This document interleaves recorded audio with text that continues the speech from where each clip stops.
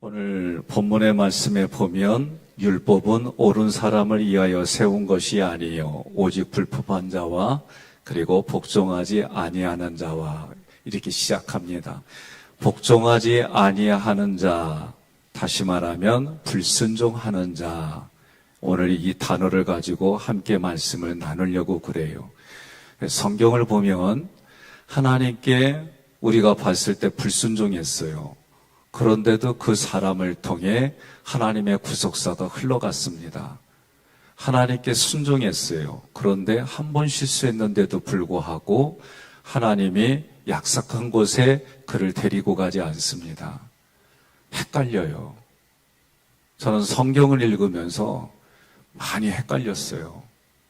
뭐 하자는 거예요 도대체? 어떻게 하자는 거예요? 이게 제 응답입니다. 도대체 무슨 말 하는지 모르겠어요.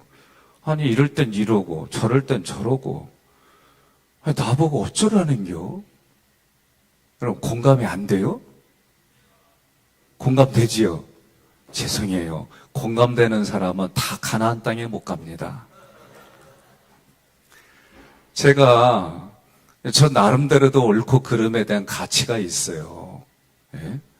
정말 그 가치가 저에게는 생존이고 저에게는 모든 것이고 저에게는 살아가는 삶의 방식입니다. 그런데 이게 부대끼니까 너무 힘든 거예요.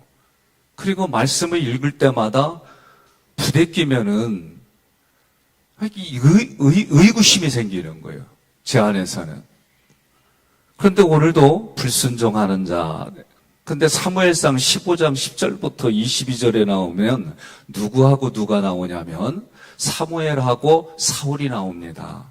그런데 하나님께서 사무엘을 통해 가지고 사울에게 말씀한 게 뭐냐? 아말렉 족속에 그들이 가지고 있는 동식물 모든 것을 다 진멸하라가 하나님이 말씀하신 거예요. 그런데 15장 10절부터 보니까 여호와의 말씀이 사무엘에게 임하니라 이르시되 내가 사울을 왕으로 세운 것을 후회하노니 그가 돌이켜서 나를 따르지 아니하며 내 명령을 행하지 아니하였음이니라 하신지라. 사무엘이 근심하여 온 밤을 여호와께 부르짖으니라. 여기서 근심하다라는 단어는 지금 사무엘의 마음속에 분노가 화가 서서히 올라오는 이런 걸 얘기를 하는 거예요. 근심했다는 얘기는. 뭐 때문에 그랬을까? 내용들을 쭉 읽어보면은 이제 하나님이 사무엘을 왕을 세운 거를 후회한다라는 단어가 나와요. 아니, 하나님이 이런 걸 모르고 하셨을까? 또 이런 생각이 드네, 나는. 아니, 하나님이 사울을 왕으로 뽑을 때는 그 끝말도 알고 하시는데 뭘 이제 와서 후회한다고 그러셔? 죄송해요. 공감하시죠? 예, 공감하는 분들은 가나안 땅 못 가는 거예요. 이거 잘 들으셔야 돼요. 그리고 나서 쫙 떠리는데 갑자기 사무엘이 사울에게 질문하는 거예요. 아니, 양의 소리와 내 귀에 들린 양의 소리와 이 소리들은 14절에 보니까 어찌된 일이냐. 그러자 15절에 뭐라고 그러냐면 사울이 이르되 그것은 우리가 아말렉 사람에게서 끌어온 것인데 백성이 당신의 하나님 여호와께 제사하려 하여 양들과 소들 중에서 가장 좋은 것을 남기며 그의 것은 우리가 진멸하였느니라 하는지라. 그래요. 아멘 한 분들은 가나안 못 가는 거예요. 여기에 보니까 뭐예요? 누구의 하나님이에요? 나의 하나님이 아니라니까 당신의 하나님 여호와께 제사하려. 여기 들으면은 문장적으로 문제 하나도 없어요. 얼마나 좋아요. 그래서 뭐예요? 양들과 소들 중에 가장 좋은 것을 남겨서 하나님께 제사한다는 거죠. 왜 이거 아멘 안 해요? 가나안 땅 못 갈까 봐? 그렇죠. 아멘 하면 가나안 땅 못 가는겨. 우리가 깨달아야 될 게 있습니다. 저도 큰 그림을 그리려고 애를 무지 쓰는데 순간순간 거기에서 옳고 그름으로 빠져나오지 못해요. 사람은요, 그 순간 옳고 그름으로 계속 하다 보면은요, 방향이 달라집니다. 이거 아셔야 돼요. 우리 인생의 큰 그림을 그리고 하나님 앞에 말씀하신 그 말씀에 순종하지 아니하는 한 사람들은 자기 경험 가지고 큰 그림이 아니라 그 순간순간의 옳고 그름으로 방향을 잃어버립니다.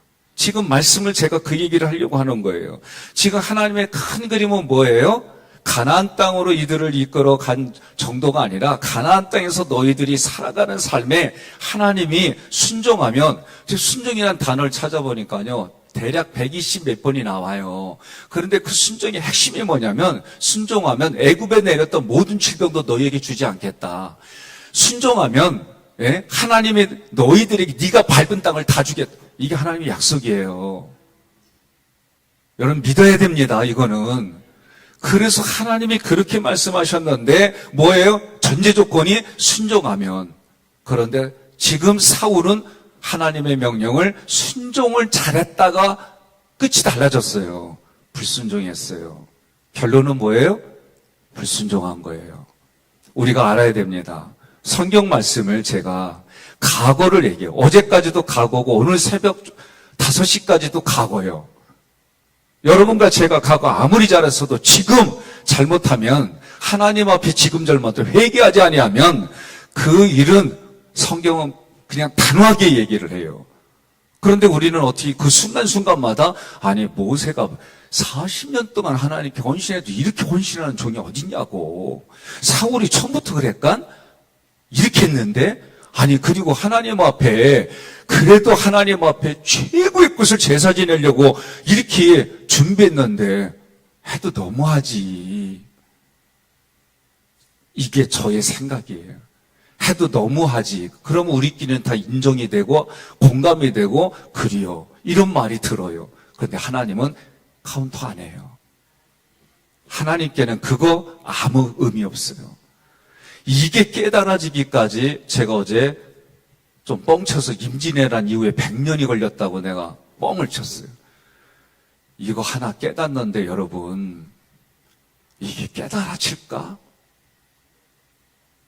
난 여러분들이 깨달아져서 아멘이 넘치고 깨달아져서 여러분의 삶에 하나님이 약속한 복을 선물로 받아서 아멘 해야 돼요. 이거는요. 그래야 가나안 땅에서 우리가 사는 거예요. 예? 여러분 이게 깨달아지시기를 주님의 이름으로 권면하며 축복합니다. 그러면서 20절부터 보면 20절부터 우리 함께 읽읍시다. 20절부터 시작. 사울이 사무엘에게 이르되 나는 실로 여호와의 목소리를 청종하여 여호와께서 보내신 길로 가서 아말렉 왕 아각을 끌어왔고 아말렉 사람들을 진멸하였으나 다만 백성이 그 마땅히 멸할 것 중에서 가장 좋은 것으로 길갈에서 당신의 하나님 여호와께 제사하려고 양과 소를 끌어왔나이다 하는지라. 사무엘이 이르되 여호와께서 번제와 다른 제사를 그의 목소리를 청종하는 것을 좋아하심같이 좋아하시겠나이까. 순종이 제사보다 낫고 듣는 것이 순양의 기름보다 나으니. 아멘. 지금 사울은 하나님의 말씀대로 순종했어요. 그런데 21절에 뭐라고 그래요? 백성이 그 마땅히 멸할 것 중에 가장 좋은 것으로 길갈에서 당신의 하나님 여호와께 제사하려고. 여러분, 우리가 흔히 쓰는 것 중에 하나가 내 생각은 아니요. 그런데 저 사람 생각 때문에 내가 이렇게 했어. 착각이에요. 누구 생각이에요? 자기가 동의한 거예요.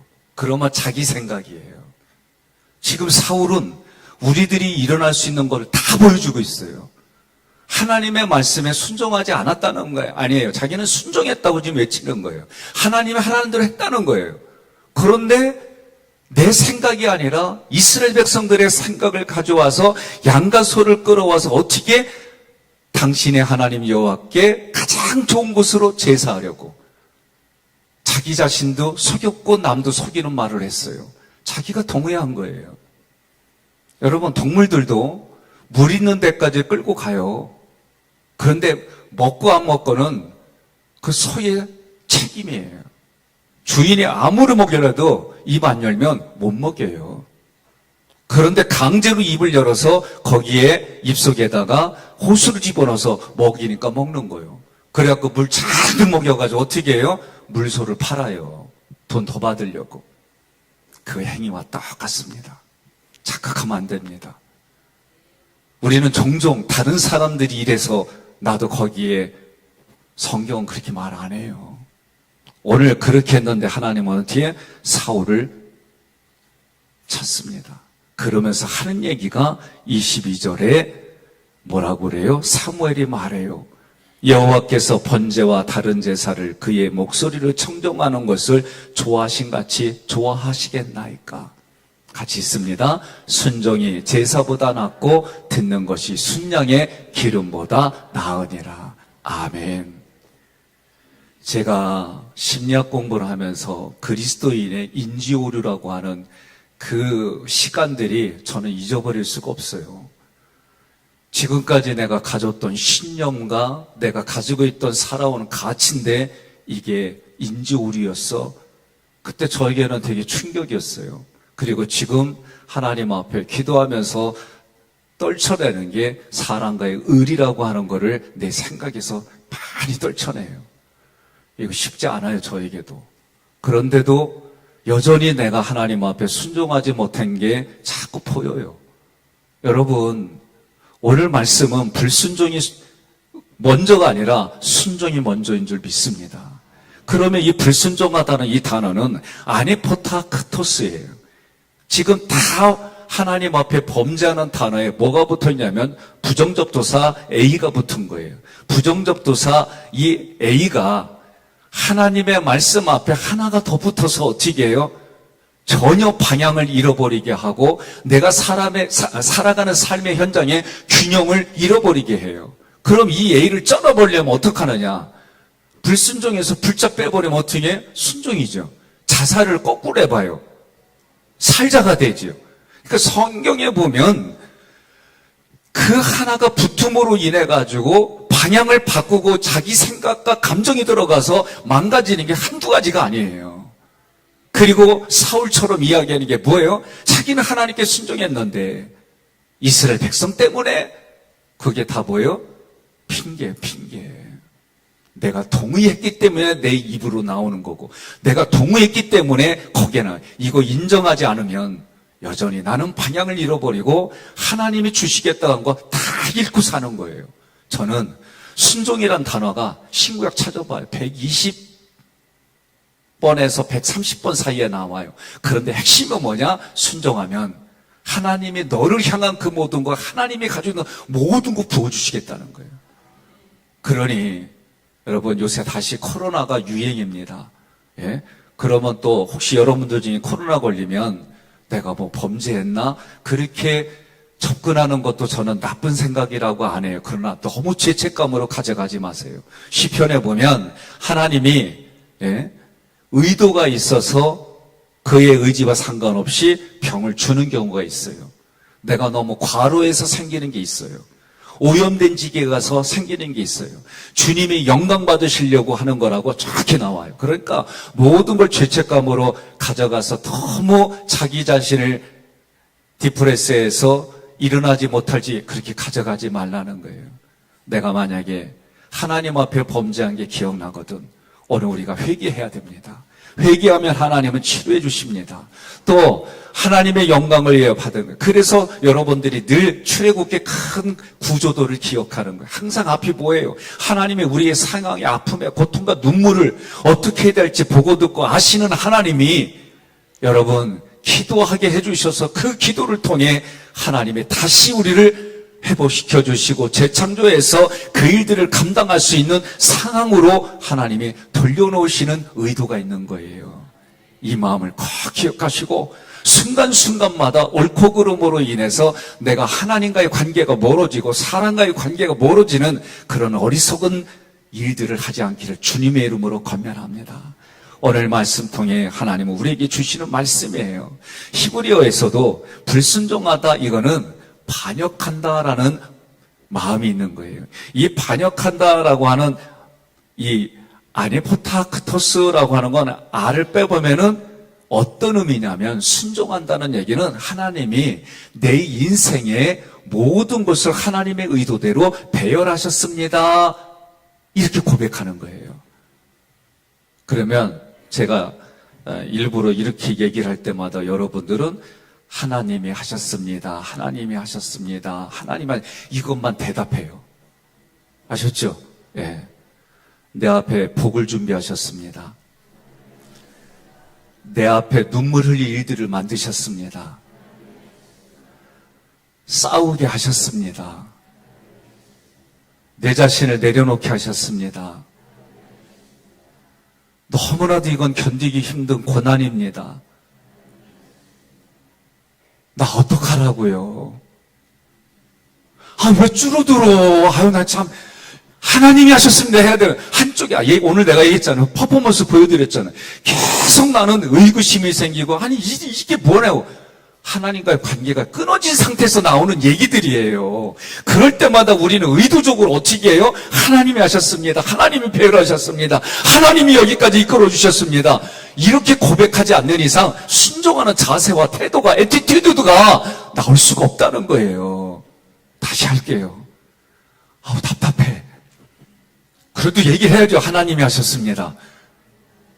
나 신경질 나. 나 화가 나. 너 미워 죽겠어. 그렇죠. 우리는 어떤 상황이 돼도 하나님이 하셨습니다. 그러면 하나님이 이끌어 주시고 하나님이 책임져 주신다. 그 얘기요. 이 상황을 하나님 만드셨으면 이 상황을 하나님이 이끄시고 이 상황을 하나님이 해결하시고 이 상황을 하나님이 치료해 주시고 이 상황을 하나님이 인도해 주심을 믿으시길 바랍니다.